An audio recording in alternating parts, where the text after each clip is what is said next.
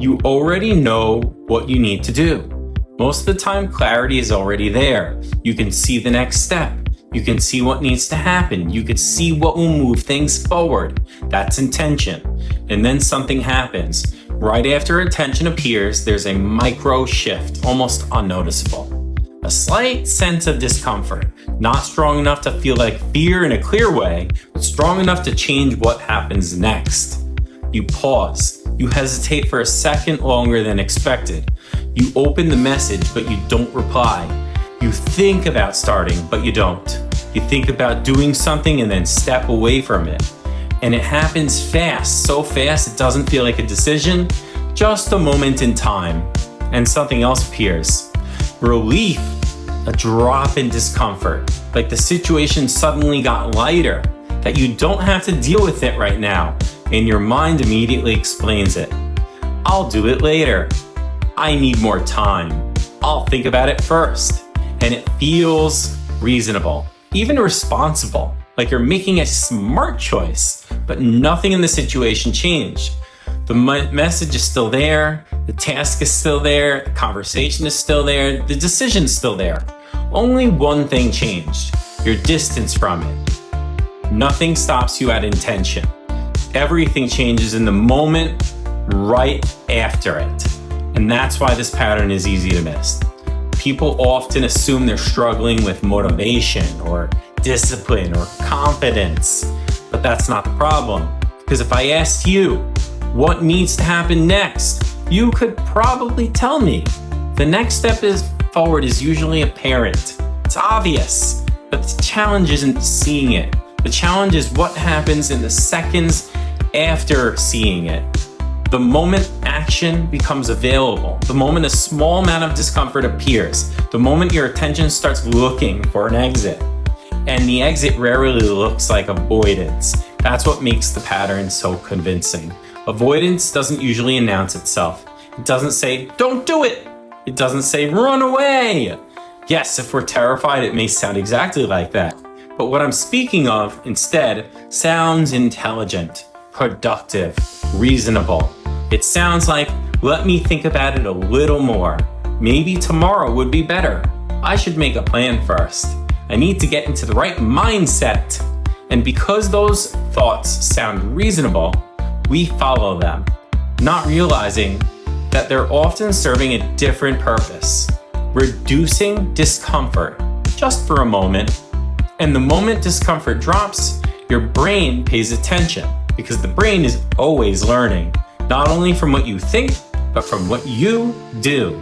And each time you step away and feel relief, a lesson is reinforced.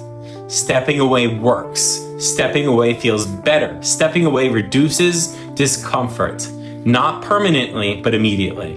And immediate consequences are powerful teachers, a lot more powerful than distant consequences. That's why people can care deeply about something and still avoid it. It's why someone can genuinely want to exercise and have that conversation and start that project, want to make that change, and still find themselves doing something else.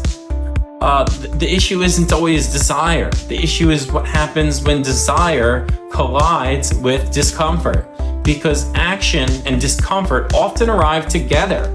Not action and confidence, not action and certainty, action and discomfort. For a lot of people, confidence is what they're waiting for because they start to move. But confidence often arrives after movement, not before.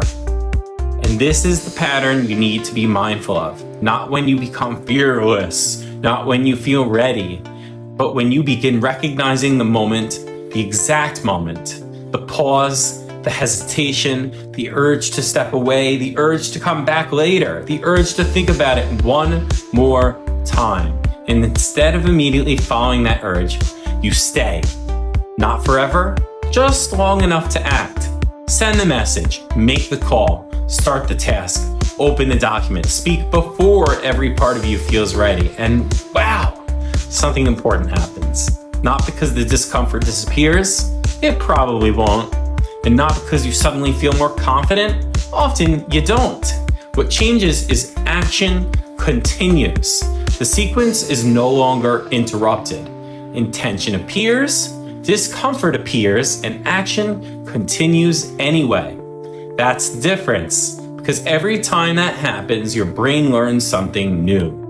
Not that discomfort is dangerous, not that discomfort must be escaped, but that action can happen in its presence, in the presence of discomfort. And over time, that changes the narrative that you tell about yourself. You stop seeing yourself as someone who can't start, someone who always hesitates, always overthinks, because those identities were often built from repetition, not from reality.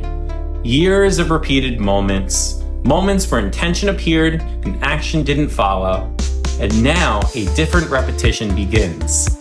Intention appears, discomfort appears, action follows again and again until eventually the thing that once felt difficult starts to feel normal, not because the world changed or because you became a different person overnight, but because you stopped interrupting intention once it appeared. And that's where your life changes, not in what you think, not in what you understand, but in what you continue.